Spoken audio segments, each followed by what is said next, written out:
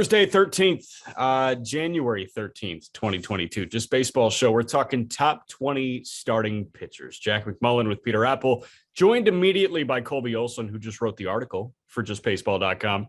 I'm coming to you live from my bed at a Fairfield Inn in Ypsilanti, Michigan. You're in your bed right now? Yeah, I'm sitting crisscross applesauce. I've got the laptop propped up on a pillow that I use to sleep, and then a decorative pillow on, it's like I platformed the laptop so I give that presentation, but I've got a nice backdrop. Good. That's not floral print. What is it? Tree branch print?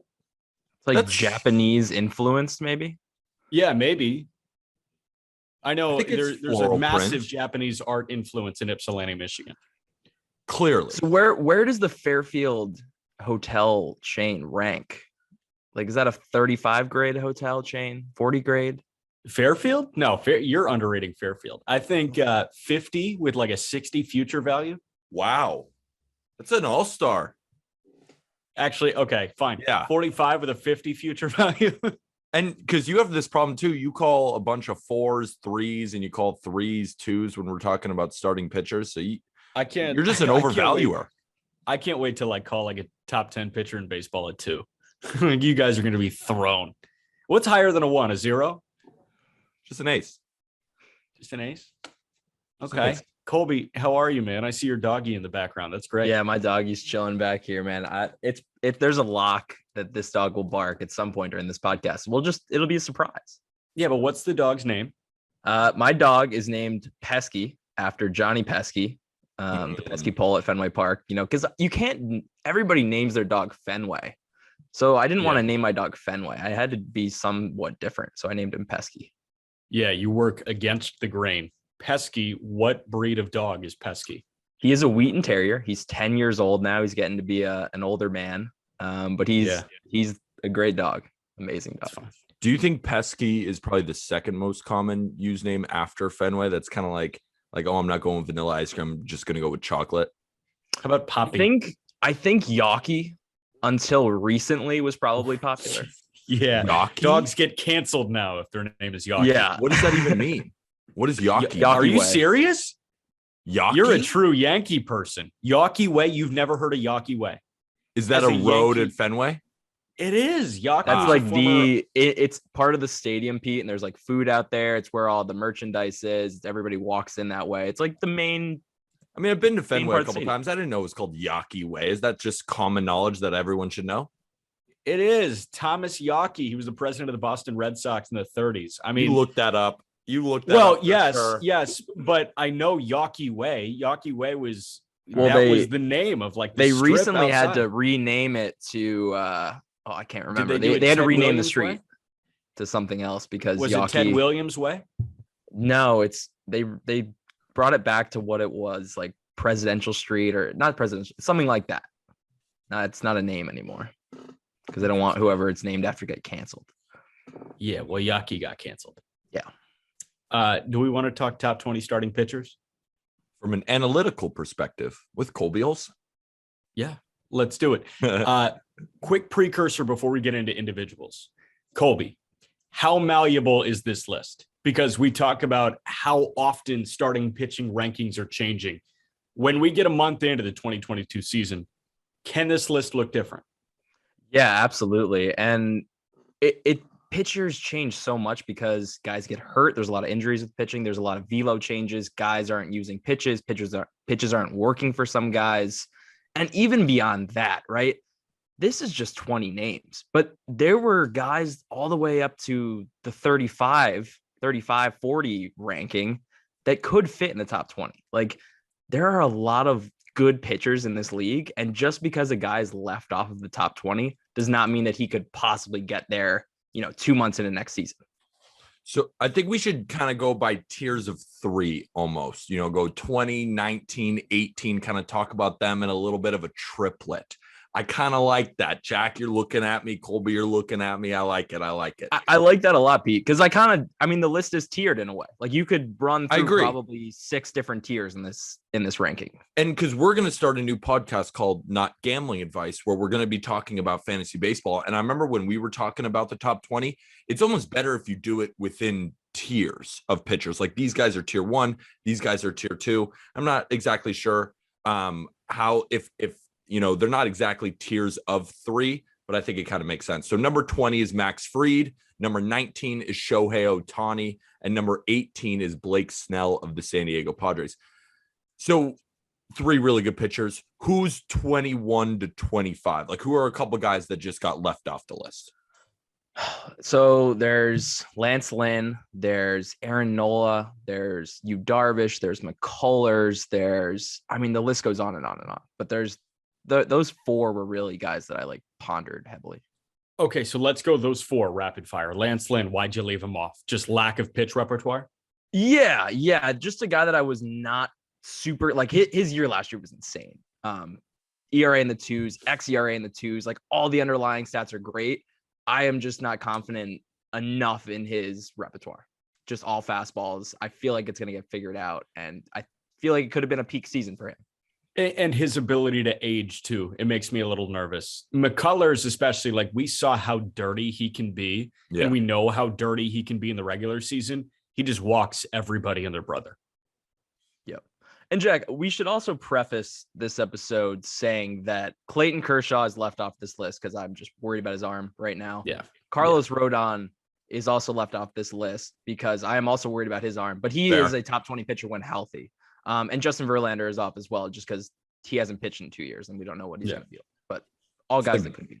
I do feel like Justin Verlander is going to be like the top 5 pitcher next year, just out of nowhere, because it's Justin Verlander. He's going to come back so angry. Right. You say out of nowhere. It's not out of nowhere. It's not out of nowhere. But I'm saying out of nowhere in the sense that he hasn't pitched in 2 years, that he might be left off a lot of top 20 lists. But then we're going to see Justin Verlander at age 39 turn into Cy Young type season. Right. The 2 others that you just named, one of them was Yu Darvish. Peter just said Snell was at 18, Darvish off the list. I think a lot of Padres people would say that Darvish is a better pitcher than Snell. No way. Why do you think so? I'm way Snell over Darvish. I've said Snell over Darvish, and people got super mad at me earlier in the year. And I know Snell had his struggles, but I continue to ride Blake Snell. I think he deserves a spot in this top 20, and I would agree with Colby. I think Snell over Darvish for sure. I think 2022, I'm not saying I would take Darvish over Snell, but I think the argument can be made that Darvish is the 1 and Snell is the 2 in San Diego. So why do you see it kind of rolling that way, Blake or Colby? Yeah, I think that Darvish is throwing a pitch that he shouldn't be throwing, and it's his cutter. He throws his cutter 40% of the time, and it gets hit. And yet he has a 4-seam fastball that he only throws 20% of the time that has the highest whiff rate among starters with their 4-seam fastball. Alek Manoah is number 2 on that list. Just a quick follow-up. Do you think that 4-seam gets more whiffs because he throws the cutter so much? That is definitely a piece of the puzzle. But at the end of the day, why are you throwing a pitch that doesn't perform well so much? Like, facts. To me, that doesn't make sense. It's not to say that he should just not throw the cutter at all. I'm just saying, like, maybe decrease the usage a little bit. But back to Snell, right? He's a guy that did the opposite. He stopped throwing his curveball and went to a slider, and stopped throwing a changeup as well. Just went fastball slider, basically turned into a 2-pitch pitcher, which is like, you're kind of, I see Jack over there, his face like, I don't know, but he dominated. Yeah. No, I mean, listen, there are a couple of guys in this top 20 that are 2-pitch pitchers, and it works now. And traditionally, you think, 2-pitch pitcher, like hitters are going to figure it out. But now the way that hitters are swinging, where they're just like swinging for 500 feet 3 times, and if they swing and miss 3 times and they're out, like I'm okay with being a 2-pitch pitcher. Somebody else, you go. Snell wasn't just a 2-pitch pitcher, but he did cut down on the curveball usage heavily. So it was like fastball, slider, curveball. So because he couldn't throw I was watching him. He couldn't throw the curveball for a strike. Nobody was swinging at it. It was this big loopy thing that would just end up at the bottom of the zone, and it wasn't producing that swing and miss. If you could throw it for a strike, continue to keep hitters off balance, like that's what Blake Snell is. That's what the 1.89 ERA back in 2018, if I'm not mistaken. And that's the Cy Young year. So I'm excited to see Blake Snell return. I think he could be good. Also, there's another two guys. So we talked about Blake Snell versus Yu Darvish. What about Charlie Morton versus Max Fried? Because Max Fried is number 20, but Charlie Morton is not on this list. Yeah. I mean, Charlie Morton, another guy. He's coming off of a leg injury, lower body injury. He's 38 now. That was a guy that just missed as well. He's in that top 30, obviously. But I just felt that Fried kind of dominated. I mean, he's a guy. I like guys that get ground balls and they get whiffs, and Fried does both with a curveball that is big and loopy, but does get whiffs, and people do swing at it out of the zone, and that's something I'm impressed by. To tie, you go, Peter. No, I was just going to say at number 19, Shohei Ohtani has the dirtiest splitter known to man. But the fastball, although it's 100, it's not ideal according to you. Well, not according to it gets hit. I mean, I wrote about this back in, I think, June. It was right about when the site launched. And I said, why is Ohtani throwing his splitter only, below 20% of the time? Because it's the best pitch in baseball. It performs the best. I think it has a 116 WOBA against last year. I mean, nobody could touch the thing. No one was coming close. Regardless of whether Ohtani's fastball performs or not, he's going to be a guy that is going to have an ERA in the low threes or even better. The thing with him is he going to get the usage? Is he going to throw 160 to 180 innings while being at the plate for 650 plate appearances? And that's the question. I think this year he can go to 160 innings. Last year was his first real season of throwing, 25 starts. So amazing start to his pitching career. One last thing on this tier to wrap Darvish back in to Ohtani. Darvish is throwing his cutter more than he should. When you came on about midway through the year, you said, hey, this guy's a baseball unicorn. Obviously, he should be lauded the way that we are doing it, but he shouldn't be throwing his cutter this often. I do just want to show you some photos because Shohei Ohtani just did a shoot with GQ earlier this week. It released today. He's super handsome. He's super Dude, what good. What is that jacket? For all those watching on YouTube, Jack's going through a slideshow of GQ pictures. The GQ he's so shoot. Cute. That one is awesome. I need that on. Cute. I need a shirt of that one. You see that old school dumbbell sitting there? Like, what is he doing? Guy, I don't know. I kind of love this weird Letterman jacket that he's got going on. I think that's felt.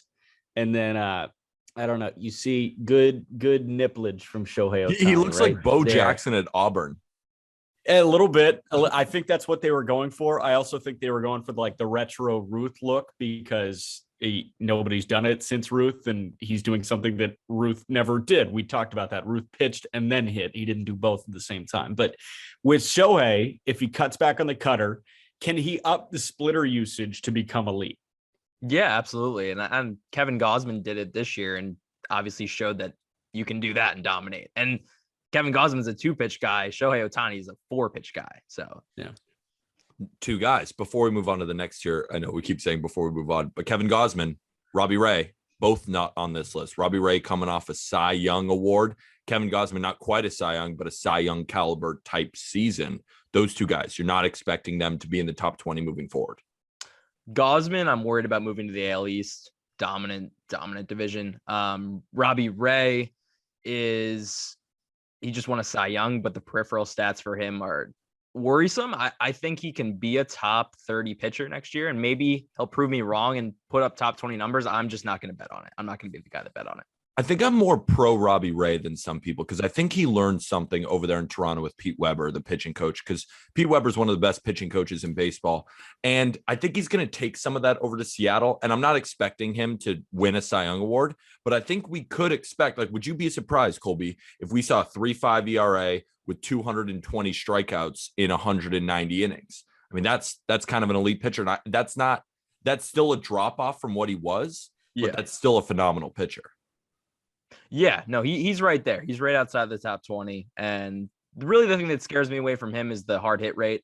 Guys kind of mash him when he's not getting whiffs, which, it can be all right. Guys do it. Shane McClanahan's another guy that succeeds that way. So, but he's also moving away from the AL East, which is a good thing, but it's not like the AL West is that much easier. So number 17 is Nathan Eovaldi of the Boston Red Sox. Number 16, Lucas Giolito of the Chicago White Sox. And then we have Sandy Alcantara of the Miami Marlins. First, I love where Sandy is. I think Sandy is one of the most underrated pitchers in baseball. I think he's freaking elite. But then number 16, Giolito. Dude, I don't know if I'm putting him in my top 20. I got to see more from Lucas Giolito. That's a fair take, Pete. This was a guy that personally I went back and forth on a lot. I had to do a lot of digging because Giolito was a guy that struggled with command early in the season, and he's a command pitcher. Changeup is his best pitch, and if you're hanging changeups over the heart of the plate, you're going to get beat. And in the second half, that was not the case. He was finally dotting the corners, which is when he's at his best. He's a guy that can produce an ERA, 2.5 to 3. And I'm just betting on that. I'm betting on the command this year. Maybe a little different for me, but the guy has produced an ERA between 3.4 and 3.5 the last 3 seasons. So premier consistency. Can we acknowledge the weird volume spike that just happened with you? I mean, it was like all of a sudden you got super overmodulated. It felt like one of those weird 3 a.m. memes on Twitter or Instagram where you just hear it blaring through your speakers at one point. So I've got no idea what happened, but it just happened to you. Is it good now? Yeah, it's great now. Good. And he's just very excited about Lucas Giolito. No, I agree. I think Lucas Giolito has, top 15 potential. There's just, I guess I am just in the boat where I've just been watching so many White Sox games and I see him just hanging changeups over and over and over again that he's kind of in the Aaron Nola boat for me. It's just when you miss middle that many times, your stuff can't even get guys out. When some guys, if they miss middle, they can still miss bats. And it just felt like Lucas Giolito isn't one of those pitchers. Fair take. I think the guy that we should be talking about is Eovaldi in this tier. Because I think a lot of people do not even realize how good he was last year. He was second in F4 with 6.2 F4. And dominated. I think he got the Erod effect a little bit because the Red Sox defense was just so poor. And I think his FIP was like 2.7. His ERA was 3.7. It's just that big gap. But Eovaldi was great, and I am expecting him to put up 200 innings with an ERA close to 3. So what Colby just did was in the Miss USA pageants during the interview stage, you're asked one question, you answer that for about 5 seconds, and that is, I totally hear where you're coming from. And then you entirely pivot to like talking about the thing that you prepped your note cards for. Yeah. So good job moving to the Red Sox here. Eovaldi is fun. And when Eovaldi got traded over to the Red Sox at the deadline in 2018, I don't think Boston knew what they were getting with Eovaldi. But if you watched him in New York, when you watched him develop that splitter because he was working with Tanaka at the peak of his powers, you knew that there was something there. And you knew even watching him in Miami, like, okay, this is 100. It's a high effort 100, but it's 100 here. Eovaldi has aged a lot better than I was thinking he was going to age. How have you seen him, and where do you see him going as he just ticks up in age? I'm with you, Jack. This is a guy, obviously I watch a lot of Red Sox games, so I watch a lot of Eovaldi starts, and this is a guy that in the 7th, 8th inning of ball games is still throwing 100, and he's a battler. He's a battler. I mean, what we saw in the 2018 World Series with him coming into that extra innings and throwing 6 shutout innings and just off of 2 or 3 days rest, the guy's a competitor. And so, yeah, I see him not bouncing back because he pitched fantastically. I see his ERA bouncing back in 2022. And I think the Red Sox, one thing that they're going to put an emphasis on going into next season is improving their defense, which was poor last season. And I think Heim realized that may have been one of the reasons why they didn't, finish strong. I mean, obviously they made it to the ALCS, but they couldn't move on because of, there were some costly errors in that playoff. So brought Jackie Bradley, and I think they're going to make some other defensive changes that will help this pitching staff. Think about it. Eovaldi really does have a golden arm. The fact that he could throw this hard, this late in his career, consistently over and over again. You're just talking about moving into the 7th and 8th inning, still throwing 100 miles an hour. And I feel like Eovaldi kind of got confirmed as one of the best pitchers in baseball, really in the playoffs. because he took that to another level against the best lineups in baseball and pretty much dominated. So I like Eovaldi on this list. I like it. I'm in there. Jack, what? Thanks, Pete. That was a good question. It was a good just question like it. to Colby. I like it. All right, let's talk Sandy Alcantara then. Let's talk Sandy Alcantara, the fact that he throws 100 miles an hour. And I think he's perfectly rated at 15, maybe even a little bit higher. And because I think he could be a top 10 pitcher by the end of next year. Agreed with you there. Yeah, Sandy's awesome. I don't think there's too much to say about Sandy because he's just been super consistent. The guy's always having an ERA over the past 2 years, 3.16 ERA. And every single year he's been pitching in baseball since 2017, 16 or 17. It's been a while now. He's increased his strikeout rate and decreased his walk rate. So it's just kind of simple. Like the guy just consistently keeps improving, and there's really no reason to believe he won't keep improving into next season. And he's a ground ball guy. I think there's going to be some market bias with Sandy because if the Marlins aren't contending again, people are going to refrain from looking at him as a top 10 pitcher because he's not throwing meaningful starts. But meaningful start or not, I think you should be watching Sandy Alcantara because he's always going to be pitching against a team that is likely better than his own. And he's going to be dicing them up because he's a big body that controls his body well. What I love about Sandy is how mechanically consistent he is using that big of a frame and that long of like, he gets down on the mound so well and it looks identical every time. So yeah. I don't know the exact tunneling numbers with him, but I'm sure they're good. And everything's also really hard coming out of his hands. Like he is a big athletic guy that uses his frame really, really well. So piggybacking off Pete, like, do you think that he will overcome this market, overcome maybe the Marlins shortcomings and be considered by the common fan as somebody that's must-watch television by the end of this year? Probably not, just judging by ESPN's top 20 or 25 pitcher list they just put out, which was really, really brutal. You guys should run through that at some point. But like Adam Wainwright's on there. Like, yeah, okay, Adam Wainwright he had an amazing year, but is he a top 20 pitcher? No way. Come on. Jeez. Okay. How do you really feel, Colby? I agree. I don't think he's top 20. You think he's top 20? You guys got to put the Excel sheets down and go watch a game.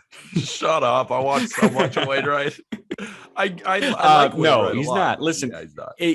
A starting pitcher throwing 88 miles an hour in 2022 is not a top 20 pitcher in baseball. I promise you that. Like Hyunjin Ryu, we were getting so much shit for leaving Hyunjin Ryu off. But I mean, you saw it. Like you saw how 2021 went. He was not a top 10 pitcher in baseball at any time in 2021. So like, Wainwright's better than Ryu.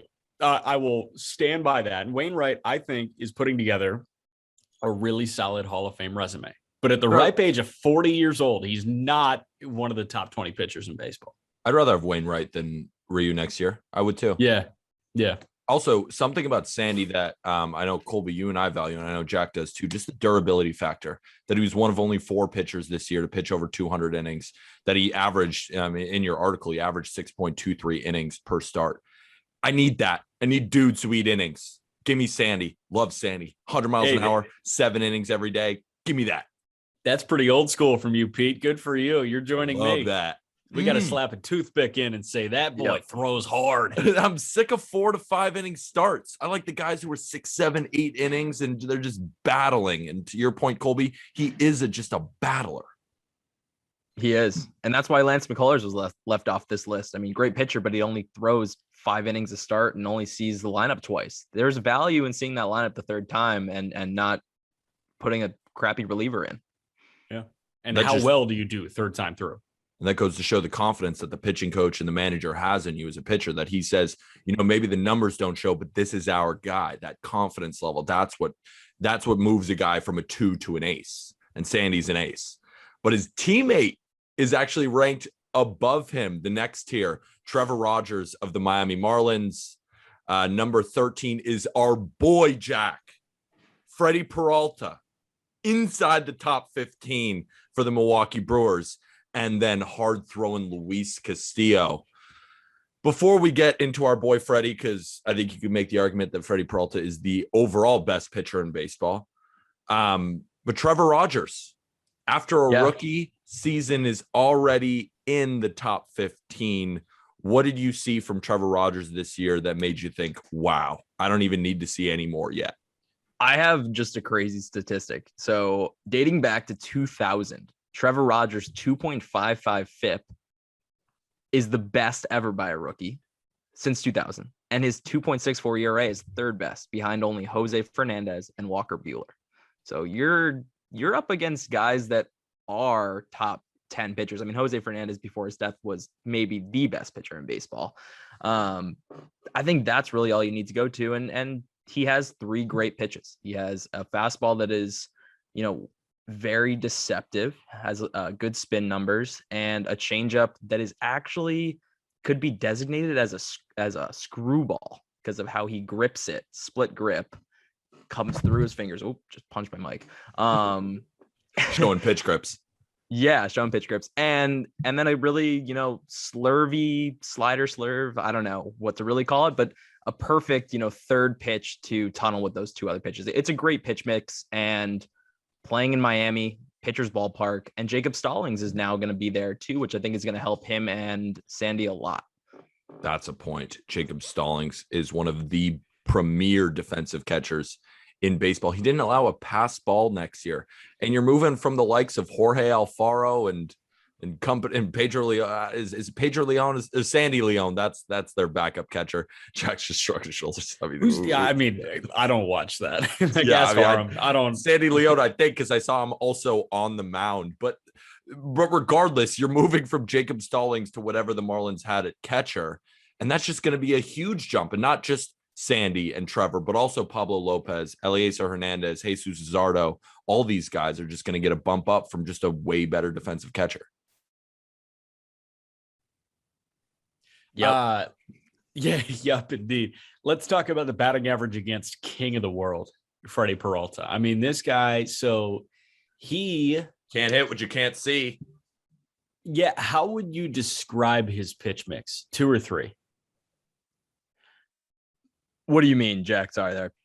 So you got a fastball, a slider, and a curveball, or like 2 iterations of a curveball, like a tighter one and a loopier one? Yeah, that's a good way to describe it, because he was a 2-pitch guy with reliever risk, and then he's also added a changeup too that's performed pretty well. That he didn't throw too much last year, but I think this year he's going to throw it more. And so he went from being a 2-pitch guy.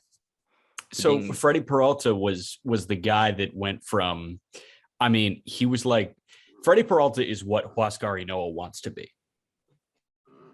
How do you develop into that? I love that take. But how do you develop into it?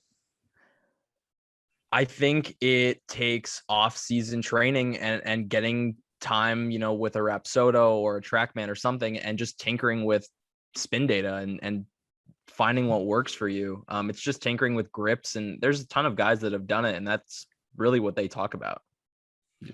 I saw Freddie Peralta. I fell in love with Freddie Peralta after a bullpen outing from him. I think it was in the COVID shortened season, or maybe it was even 2019. I can't really remember when I fell in love with Freddie Peralta, but what I do know is that I saw a fastball that looked unhittable.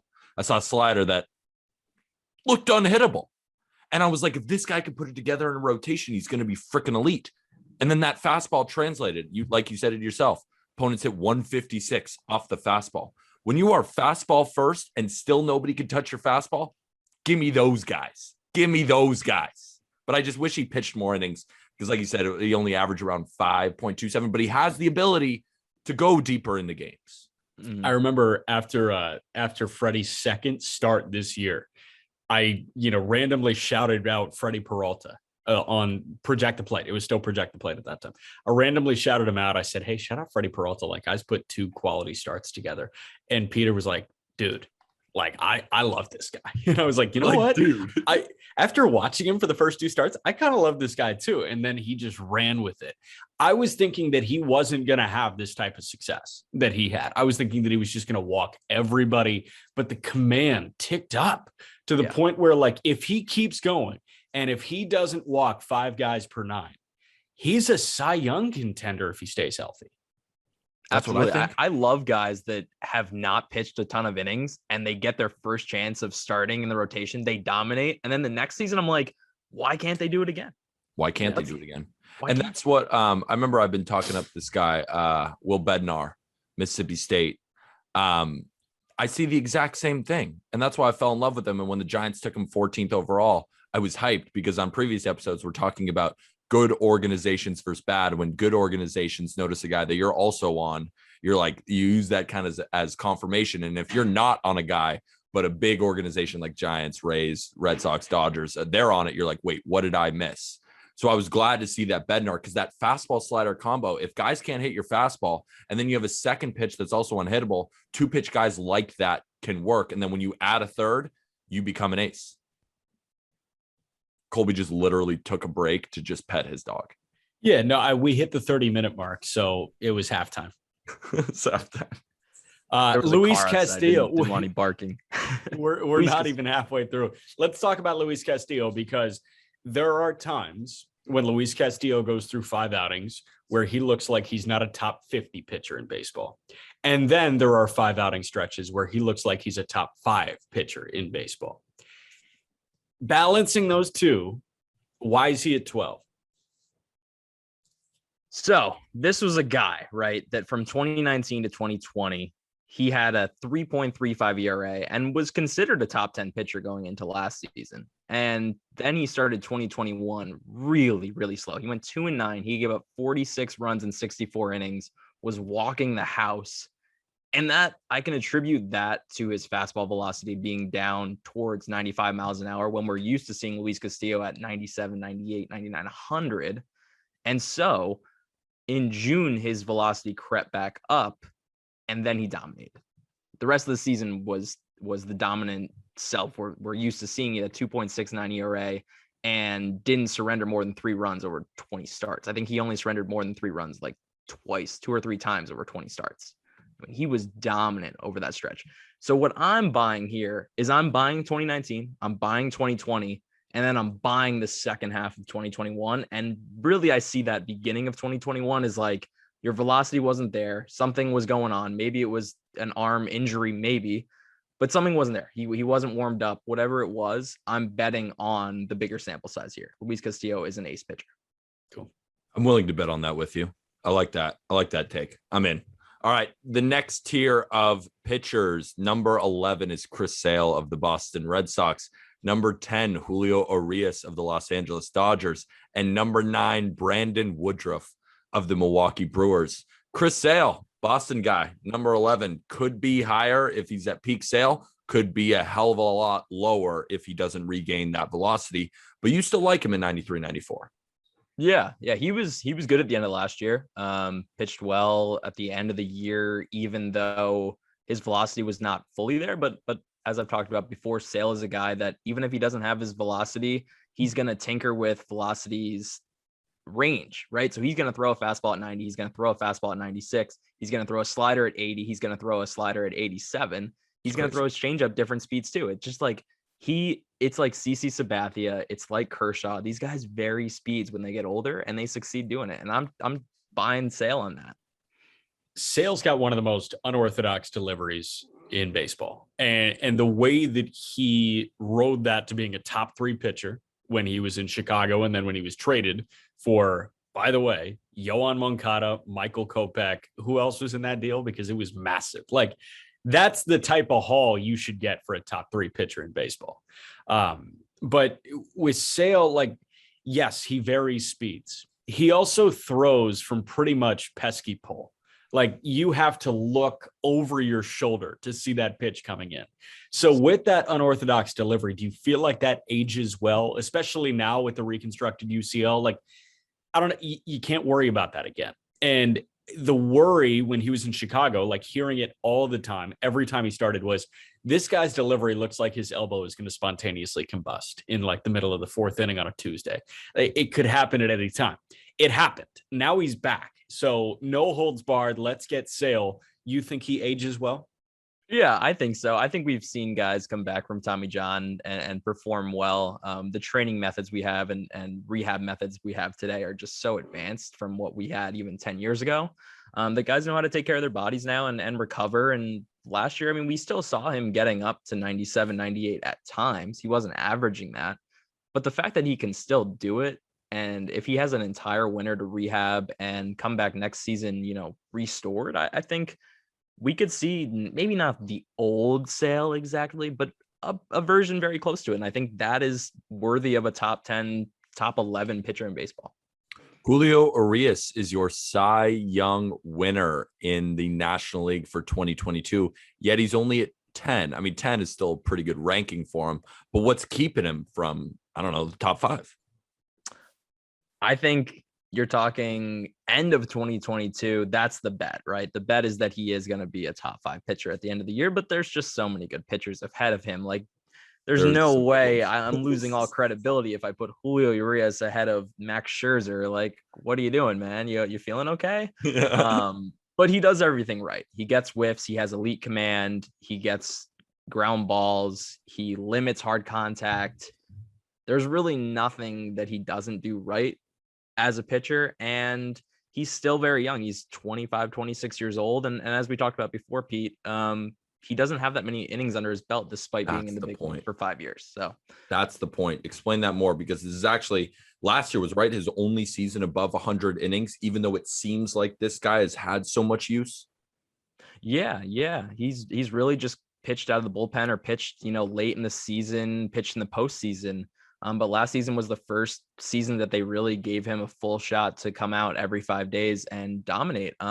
He's another guy that goes deep into games as well. He pitched well on the big stage in the playoffs. There's really nothing bad to say about him. And his pitch mix is great.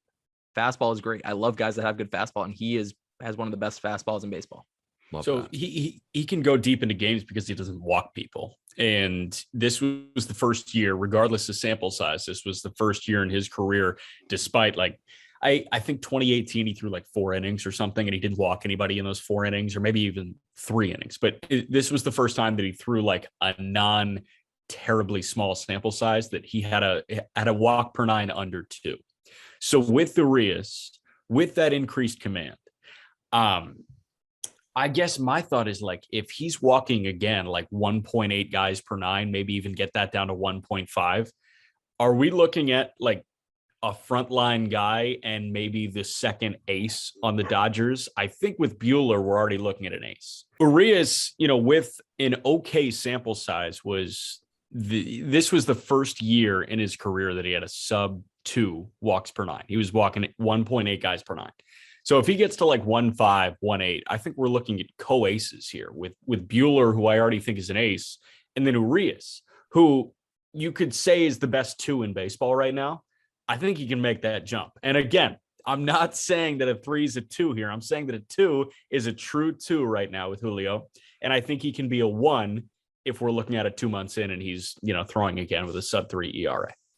I don't know if he's going to be the best 2, because there are some technically 2s on this list, like number 9. Would you rather have Julio Urias? Would you rather have Brandon Woodruff? Because Brandon Woodruff is the 2 to Corbin Burnes, and Brandon Woodruff doesn't walk anybody. I feel like that's the most underrated part of Brandon Woodruff, is not only does he have, I'll call on you in a second, Jack. I know you raise your hand. He's got 4 pitches, Colby, and all of the pitches are good, and he can command all 4 pitches. I mean, you said it yourself in that article, 6.1% walk rate, 3 years running. Yep. The guy is premier consistency. Jack McMullen, get your point out now. Yeah, you called on Colby when you said you were going to call on me. My arm was getting tired. I would take Julio. Really? Yeah, I would. Well,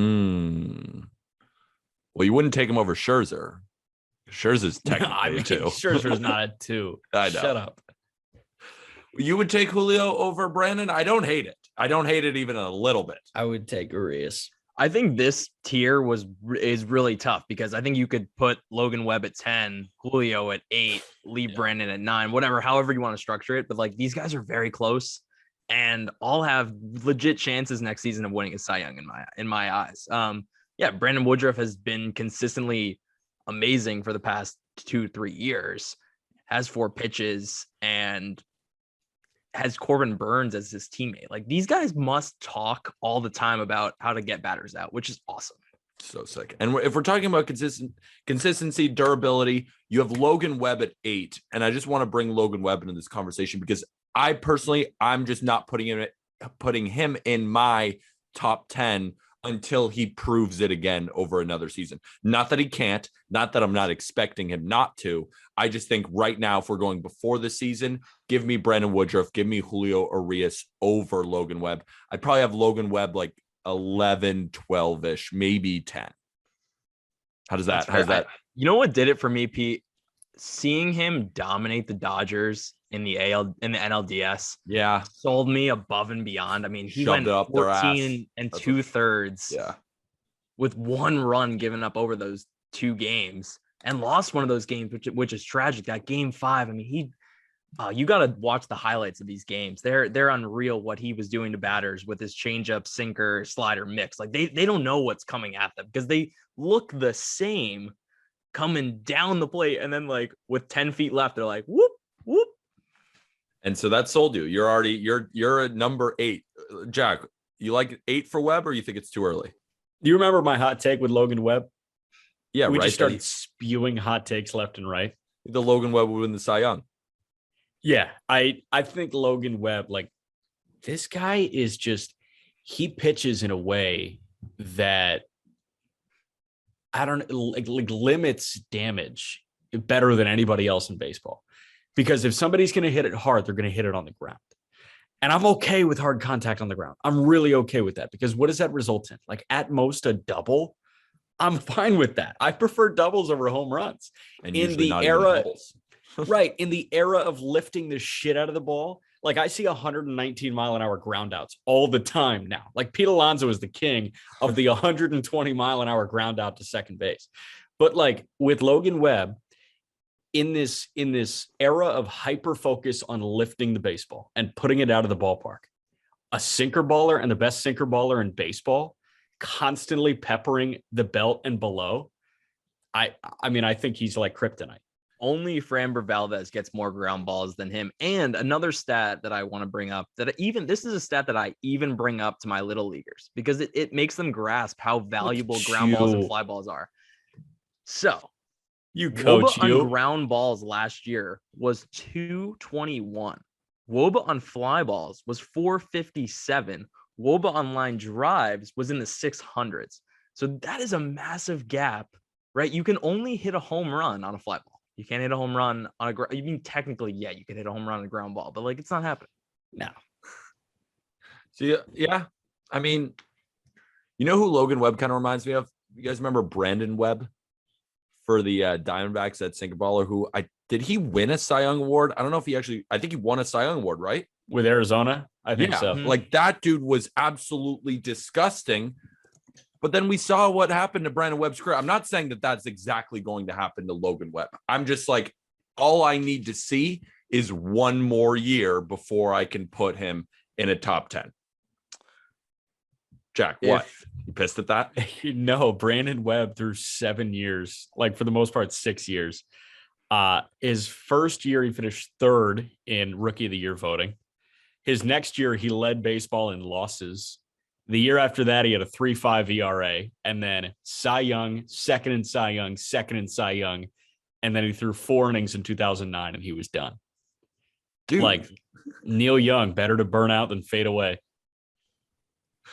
Number 7 is going to ruffle some feathers, Colby, because a lot of people would put him number 2 right now.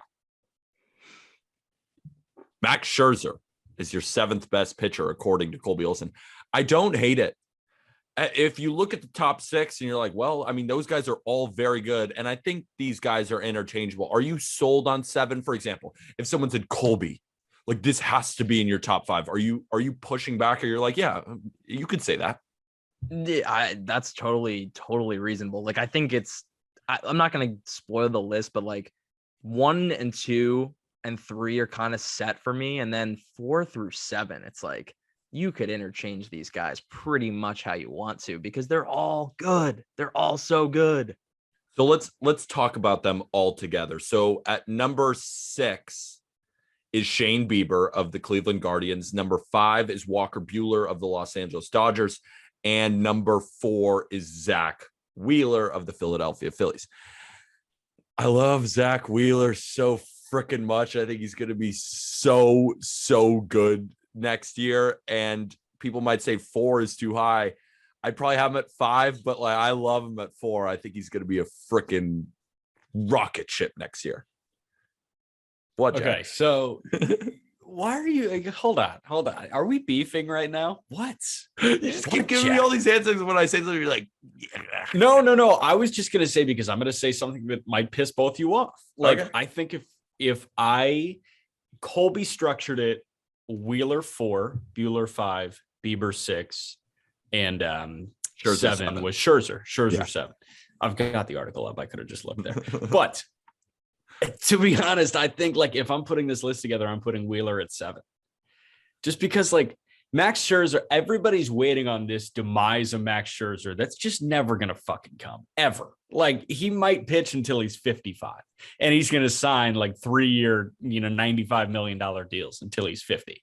So with Scherzer, I guess I've been burned too many times saying that, the downswing's coming. He's leaving his prime now. So I just have to put him as a top 5 pitcher until he proves otherwise, because even though he's not throwing 98 anymore and he's throwing 96, he's still just like working with the slider, and like the changeup's good too. I mean, everything's good with Wheeler. Jack, like, not even like his velocity has not waned since 2014. It's been consistently. You go to Baseball Savant, it is a straight line of 95.5 average every single year. God. But he's also a guy that varies speeds kind of similar to Chris Sale. Like, you'll see Max Scherzer go 91 to 93 and then just letter high 97. I mean, that's what Chris Sale does. So it's like you can never adjust. You can never adjust to 97 at the letters once you're seeing 92 like at the knees. I just think Max Scherzer, the more I think about it, you'd probably put Max Scherzer at, this is how I'd probably do it. Max Scherzer at 4. I'd probably have. I'm going reverse order. Yeah, entirely reverse order. Scherzer 4. No, I'd have Bueller. No. I'm going Scherzer 4, hurting. Bieber 5, Bueller 6, Wheeler 7. I'm going absolutely reverse order. Fair. Absolutely. I think I'm going fair. Scherzer, Bueller, Wheeler, Bieber. Why Bieber so low? I don't know. So Shane Bieber was at 4 on this list until probably the night before it released. Because he's that good. Like, when he's healthy, he is that good. And you could really argue him over the number 3 guy on this list when healthy as well, I think. Shane Bieber's not at 4 currently. I think if he comes back healthy, he will be. But at the end of the year, he was hurt, right, with shoulder issues. Came back. His spin rate was way down. His velocity was down to 91, which Shane Bieber, for reference, is like usually 93 to 94. That's a big gap when you're going from 93 to 91. And that's the problem with Carlos Rodon as well. So that's why I'm not sold on him at 4 just now. But like, if he comes back in spring training, if we get a spring training and shows that his velocity is back, like, yeah, immediately, okay, you're back at 4. I still like him at 7, I think. God. All right, Garrett Cole at 3. Corbin Burnes at 2. And Jacob DeGrom at 1. This is tier 1. I mean, you could also make the Garrett Cole argument that maybe he gets kind of thrown into that 3 to 7, but Colby, he's more concrete for you at 3. I know, Jack, I think you'd rather have Shane Bieber over Garrett Cole. I would, and I just want to say thank you for putting the Yankee bias aside for a moment and acknowledging that I don't think Cole is in tier 1 with Burnes and DeGrom. I don't think so either. Nope. Me neither. I think you could make the case that Jacob DeGrom is in his own tier. Like, real, that I don't think anybody even comes close to what Jacob DeGrom does on the mound. All right, Corbin Burnes. He was probably not on like people's top 20 list coming into 2021. I think he would be ours. Yeah, he would be on ours. Colby, my dark horse Cy Young candidate. Yeah, I know. Which you nailed. But with Burnes, like, there was still a lot to prove because the eye test passed with flying colors and the underlying metrics passed with flying colors. And the question was always, can he like put it together? Like, can he actually be this that we've seen flashes of? And the answer was like the most resounding yes than we've seen in recent memory. Right? He burst onto the scene like nobody else this year. It was a lot like Snell. It was a better version of Snell when he won his Cy Young, because everybody said, okay, he's supremely talented. Let's see him put it together for a 162. And Snell did. They both had the innings thing. I don't care about the innings thing with Corbin Burnes. Just watching him start, watching how the metrics like progressed over the year, I don't think there's any argument to have him outside the top three. His 1.63 FIP is the second lowest FIP in a season since 1920. Pedro Martinez is the only guy to have a better FIP in a season that a pitcher threw more than 160 innings than Corbin Burnes. So we're talking about a season that is arguably one of the best pitching seasons in recent memory. And you could argue that, okay, he didn't throw 200 innings, so it's not. But when he was on the mound, no one was touching him, and it was pretty unfair. And that's all to say that Jacob deGrom had like a FIP below 1 before he got hurt. So we could have seen two of the best pitching seasons in recent memory in the same season. Yeah.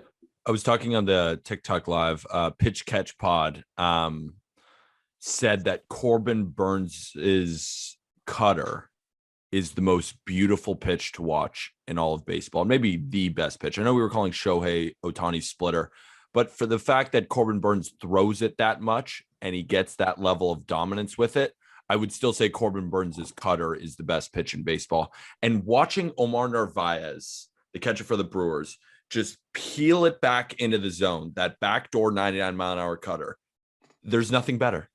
There's nothing better in baseball. Maybe watching Byron Buxton run down a ball in center field. Maybe watch Acuna do literally anything. Mike Trout's pretty good at hitting home runs. But that instance in baseball, that event, Omar Narvaez's frame of the 99 cutter is my favorite thing in baseball right now currently.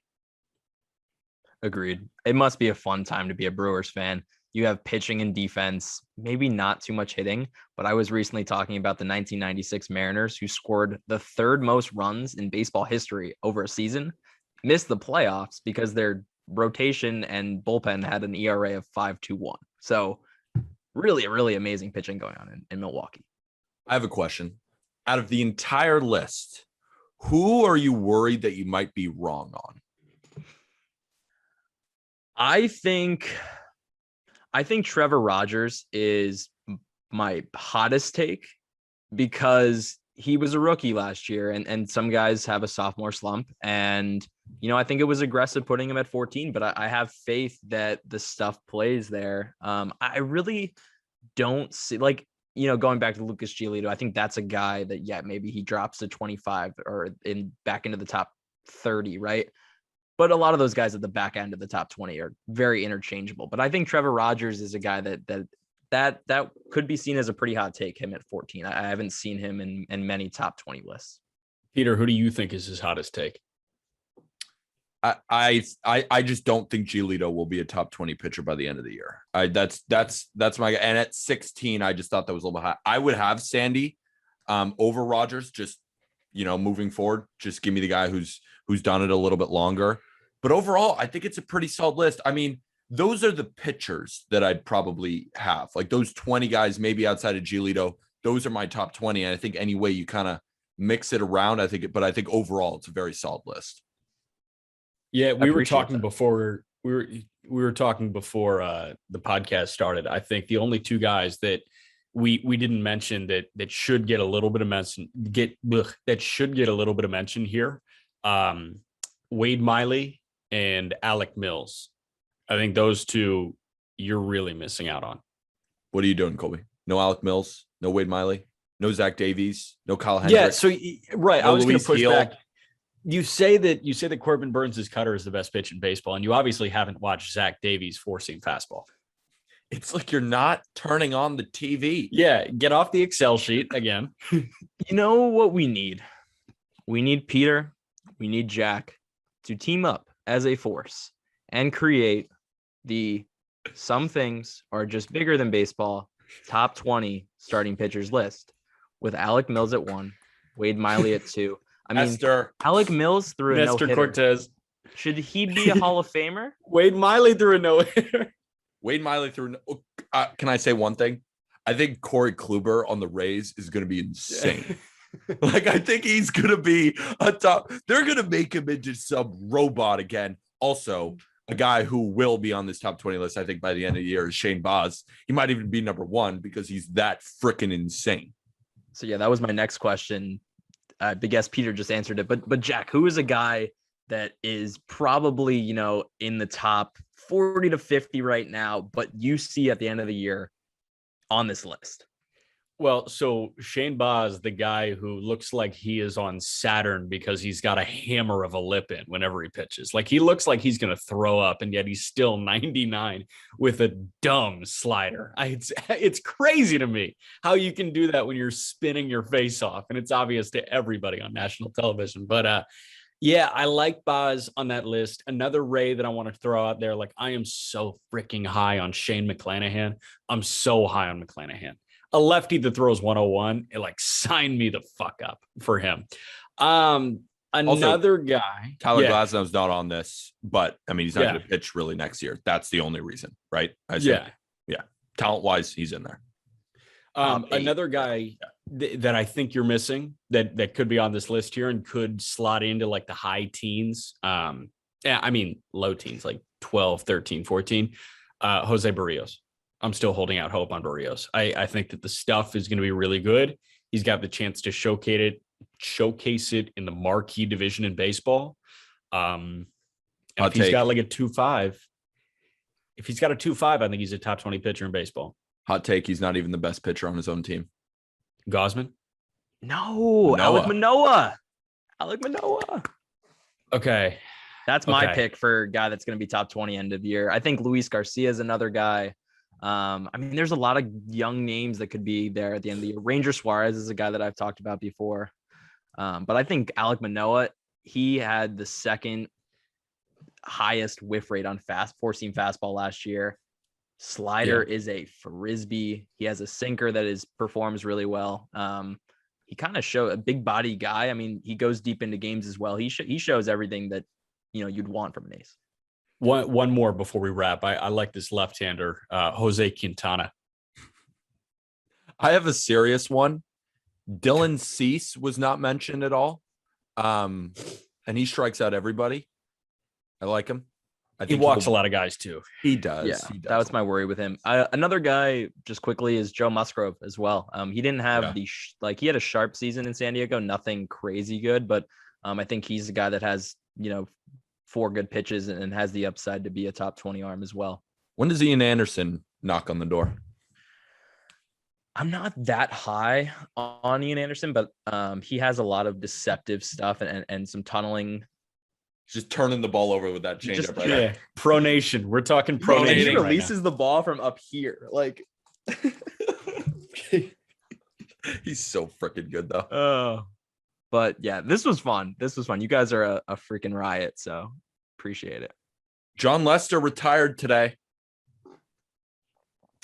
He was a fringe top 20 guy. I was almost about to say RIP.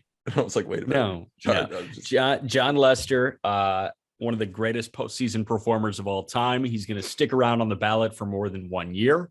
I don't think he's a Hall of Famer, but I mean, this guy had nuts. And shout out to him. An amazing career. Made a ton of money. Enjoy it. Colby, you got anything else before we dip? He made Spot Track. Is it Spot Track? I don't know. Spot Track. How to say it. Okay. They put out a list today of highest earning pitchers ever, and he was ninth on that list, which is crazy. Yeah. But yeah, 3-time world champion, and I saw him pitch a no-hitter in Boston, and the guy beat cancer, which is amazing. He's really one of the best stories in baseball from the 2000s. So I listed him as one of my top 5 favorite players of all time. Props to John Lester. Get your Colby's wearing his Not Gambling Advice t-shirt. I'm wearing my Just Baseball t-shirt. Get your merch in the episode description. The links are all in there. We'll be back tomorrow talking more Dodgers stuff. We possibly have an interview on tap. Jack, anything else? This is a pretty good episode. Yeah, I think so. Usually we say it's a pretty good episode after we stop recording once we rehash. So listen, we've jinxed it. Let's cut the cord right now, and then we can rehash afterwards. Cool? Thank you, everybody.